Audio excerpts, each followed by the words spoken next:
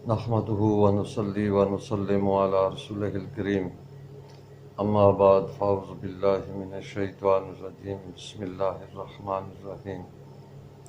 حضرات گرامی، آج ہمارا موضوع حضرت سیدنا عثمان ذو النورین رضی اللہ تعالیٰ عنہ آپ کے کچھ فضائل اور مناقب بیان کرنے ہیں۔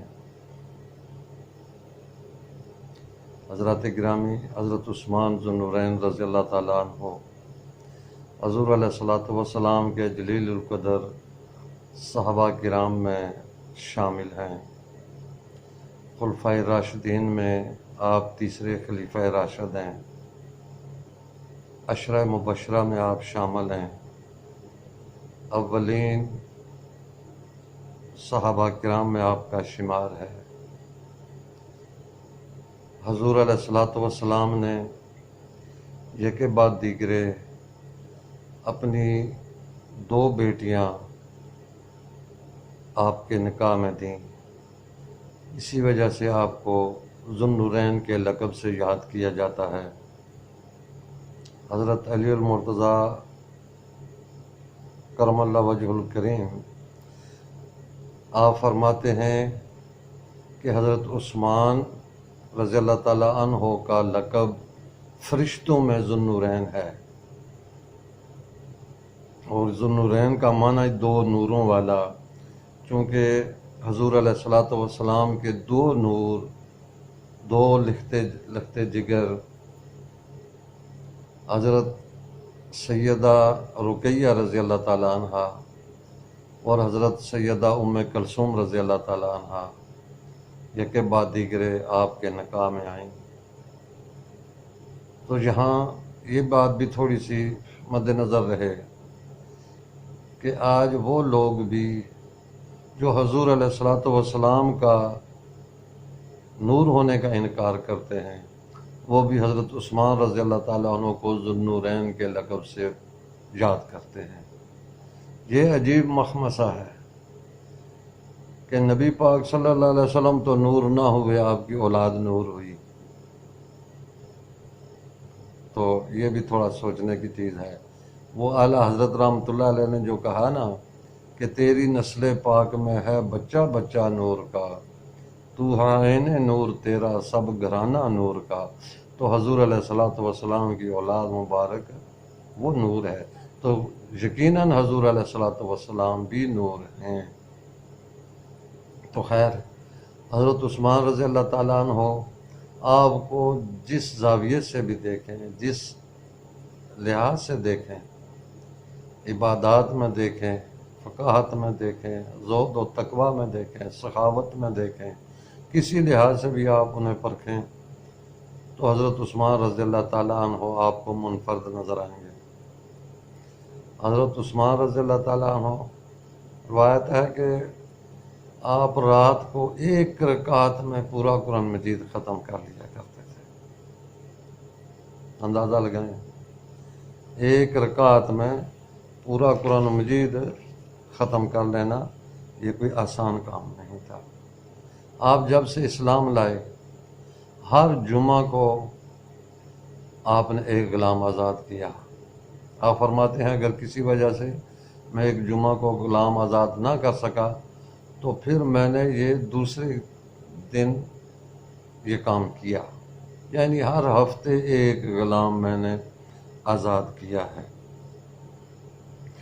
آپ نے رائے خدا میں اپنے اہل و عیال سمیت 2 مرتبہ ہجرت کی، ایک دفعہ حبشہ کی طرف اپنی اہلیہ سیدہ رقیہ رضی اللہ تعالیٰ عنہ کے ساتھ، اور یہ تاریخ عالم میں حضرت لوط علیہ السلام کے بعد صرف اور صرف حضرت عثمان ذو النورین رضی اللہ تعالیٰ عنہ کی خصوصیت ہے کہ اپنے اہل و عیال سمیت جنہوں نے ہجرت کی، اور دوسری دفعہ مدینہ شریف کو ہجرت فرما ہوئی۔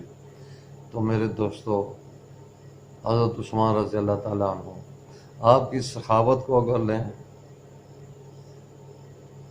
تو آپ فرماتے ہیں کہ میں نے تو، اور یہ جس وقت بلوائیوں نے آپ پر پانی وغیرہ بند کیا، آپ کے گھر کا محاصرہ کیا، تو آپ نے چھت پر کھڑے ہو کر کہا کہ لوگوں، میں نے 4 مرتبہ جنت خریدی ہے، 4 مرتبہ جنت خریدی ہے، اور اس کی تفصیل بھی آپ نے بتائی کہ جس وقت مسلمان نئے نئے ہجرت فرما ہوئے مدینہ شریف، وہاں پانی کی قلت تھی، پینے کا پانی، صاف میٹھا پانی نہیں ملتا تھا، صرف ایک کنواں تھا جس سے پینے کا پانی حاصل کیا جا سکتا تھا، اور وہ کنواں بعض روایات کے مطابق بنی غفار کے پاس تھا اور بعض روایات کے مطابق ایک یہودی کے پاس تھا۔ تو حضرت عثمان ذو النورین رضی اللہ تعالیٰ عنہ نے 35,000 درہم میں وہ کنواں خریدا، اس کو پھر گہرا کیا اور تمام مسلمانوں کے لیے وقف کر دیا۔ اور اس سے پہلے حضور علیہ الصلوۃ والسلام نے یہ بشارت دی تھی کہ کون ہے جو بئر روما کو خرید کر جنت میں چشمہ خرید لے، تو یہ حضرت عثمان ذو النورین رضی اللہ تعالیٰ عنہ کے حصے میں ہے۔ اسی طریقے سے آپ نے جس وقت مسجد نبوی شریف کو وسیع کرنے کی ضرورت محسوس ہوئی، مسلمانوں کی تعداد زیادہ ہوئی، اب مسجد نبوی شریف میں وہ گنجائش نہ رہی، تو اس وقت بھی حضور علیہ الصلوۃ والسلام نے فرمایا کہ کون ہے وہ شخص، کون ہے ایسا شخص کہ وہ کوڑے والی جگہ خرید کر مسجد کو وقف کرے اور اپنے لیے جنت میں گھر حاصل کر لے۔ تو وہ بھی حضرت عثمان رضی اللہ تعالیٰ عنہ نے 25,000 میں وہ جگہ خریدی اور مسجد نبوی شریف کو وسعت دی، مسجد کے لیے وقف کر دی۔ اور آج بھی وہ جگہ جو حضرات وہاں گئے ہیں وہ جانتے ہیں کہ مسجد نبوی شریف کے ریاض الجنت میں بعض جگہ بعض وہ جو ستون ہیں ان پر سورج مکھی کے پھول کا نشان بنے ہوئے ہیں، تو وہ جن جن ستونوں پر سورج مکھی کے پھول بنے ہوئے ہیں وہ حضرت عثمان ذو النورین رضی اللہ تعالیٰ عنہ کی یادگار ہے کہ یہ جگہ آپ نے خرید کر مسجد کو وقف کی تھی، اور انشاءاللہ قیامت تک آپ کی یہ یادگار وہاں قائم رہے گی۔ اسی طریقے سے مسجد بیت اللہ شریف، اس کو بھی وسعت دینے کی ضرورت ہوئی، وسیع کرنے کا ضرورت محسوس ہوئی، تو مکے میں حضور علیہ الصلوۃ والسلام نے ایک شخص جن کا گھر بالکل مسجد کے نزدیک تھا، انہیں کہا، ان سے فرمایا کہ تم یہ اپنا گھر جو ہے نا، یہ جگہ مسجد کو وقف کر دو، اس کے بدلے میں تمہیں جنت میں گھر ملے گا۔ تو انہوں نے عرض کی کہ یا رسول اللہ صلی اللہ علیہ وسلم، میرے پاس اس کے علاوہ اور کوئی جگہ نہیں، کوئی گھر نہیں، میرے اہل و عیال کو سب چھپانے کے لیے اس کے علاوہ اور کوئی جگہ نہیں، لہذا انہوں نے معذرت کی کہ میں یہ جگہ نہیں دے سکتا۔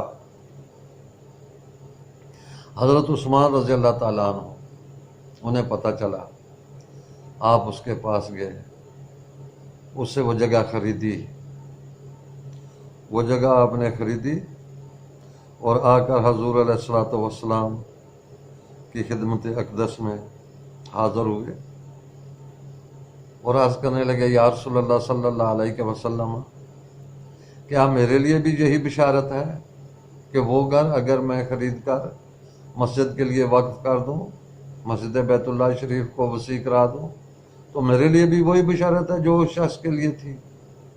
حضور علیہ الصلوۃ والسلام نے فرمایا، ہاں تمہارے لیے بھی یہی بشارت ہے۔ تو انہوں نے وہ گھر، وہ جگہ 10,000 دینار میں خرید کر مسجد کے لیے وقف کر دیا۔ یہ تیسری دفعہ آپ نے جنت خریدی ہے۔ اور جس وقت جیش الاسرا کے لیے، غزوہ تبوک کے لیے حضور علیہ الصلوۃ والسلام نے چندے کا کہا، کیونکہ غزوہ تبوک بڑا لمبا چوڑا سفر تھا، حالات نہایت ہی نامساعد تھے، اور سپاہیوں کے پاس، لشکریوں کے پاس سواریاں نہیں تھیں۔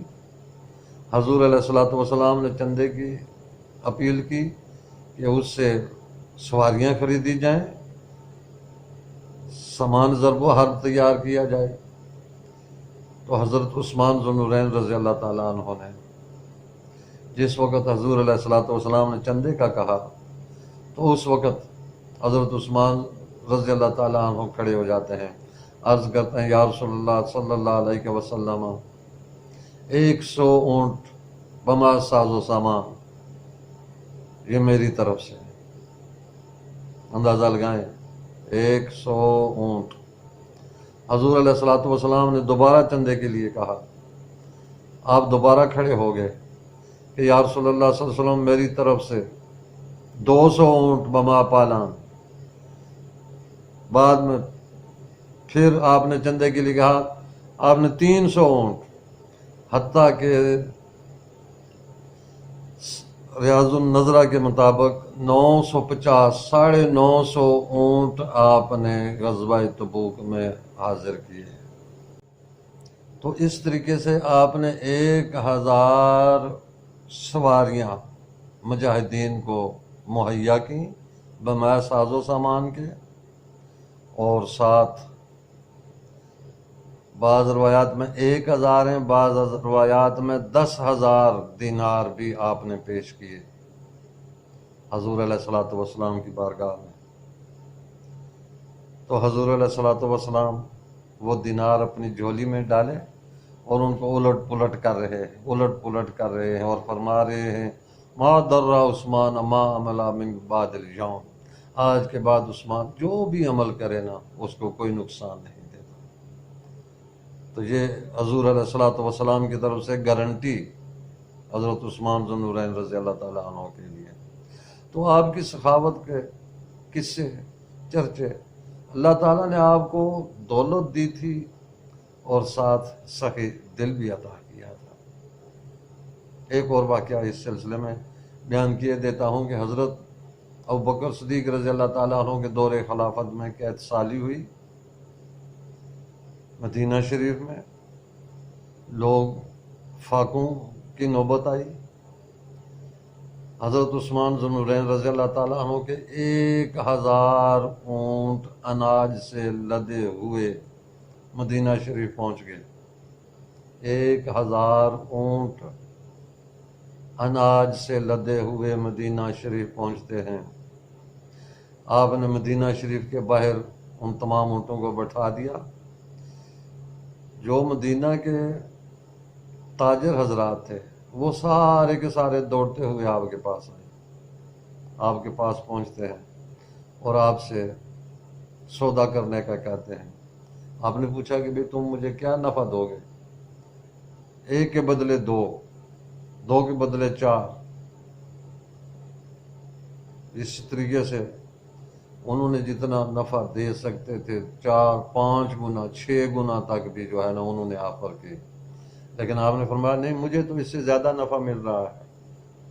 وہ حیران ہوئے کہ اس سے زیادہ نفع وہ کون، کہ سارے تاجر تو ہم اکٹھے ہیں آپ کے پاس ہیں، وہ کون ہے جو آپ کو اس سے زیادہ نفع؟ آپ نے فرمایا مجھے 10 گنا زیادہ نفع مل رہا ہے۔ انہوں نے عرض کی 10 گنا نفع، یہ ہمارے بس کی بات نہیں ہے، وہ کون ہے جو دے رہے ہیں؟ آپ نے فرمایا تم جانتے نہیں، اللہ تبارک و تعالیٰ نے ارشاد فرمایا من جاء بالحسنۃ فلہ عشر امثالھا، جو کوئی ایک نیکی کرے گا اس کو اس جیسی 10 نیکیاں ملیں گی۔ رب تعالیٰ تو مجھے 10 گنا زیادہ دے رہا ہے۔ تو اس لحاظ سے انہوں نے وہ سارے کا سارا اناج، 1000 اونٹوں کا اناج غربا پر تقسیم کر دیا، اللہ کے راستے میں وقف کر دیا۔ تو اس قسم کی آپ کی مثالیں، سخاوت حضرت عثمان رضی اللہ تعالیٰ عنہ کے ساتھ مشہور و معروف۔ تو میرے دوستو بزرگوں، دعا ہے کہ اللہ تبارک و تعالیٰ اگر دولت دے تو ساتھ حضرت عثمان رضی اللہ تعالیٰ عنہ جیسا سخی دل بھی عطا فرمائے، جو دولت اسلام کے کام ہے، غریبوں کے کام ہے، مسلمانوں کے کام ہے، لوگوں کے لیے سہولتیں مہیا کرنے کے کام ہے، ایسی دولت اللہ تبارک و تعالیٰ عطا فرمائے۔ دعا ہے کہ اللہ تبارک و تعالیٰ حضرت سیدنا عثمان ذو النورین رضی اللہ تعالیٰ عنہ آپ کے درجات جنت الفردوس میں مزید بلند و بالا فرمائے، اور آپ کے وسیلہ جلیلہ سے حضور علیہ الصلوۃ والسلام کے تمام صحابہ اور اہل بیت اطہار کے وسیلہ جلیلہ سے اللہ تعالیٰ میرا بھی آپ سب کا بھی خاتمہ ایمان پر فرمائے۔ وما علینا الا البلاغ۔